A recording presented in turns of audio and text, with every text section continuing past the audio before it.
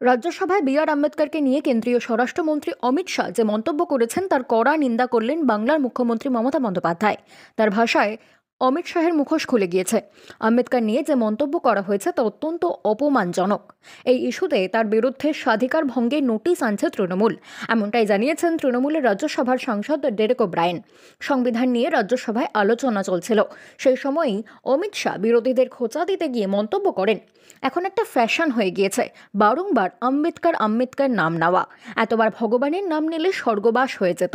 কেন্দ্রীয় স্বরাষ্ট্রমন্ত্রীর এই মন্তব্যের পরই হই হট্টগোল শুরু হয় রাজ্যসভায়।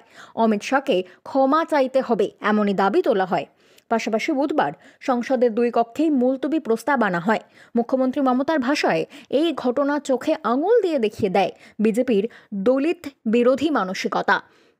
240 আসন পেয়েই যদি এই আচরণ হয়, তাহলে 400 আসনের স্বপ্ন পূরণ হলে কি অবস্থা হবে সেটি ভাবা যায়। তবে এদের থেকে কি আর আশা করা যায়, যারা হিংসা এবং বিভেদকেই আপন করে নিয়ে চলে। বাংলা খবর, আপনার রাজনীতি, আপনার আওয়াজ।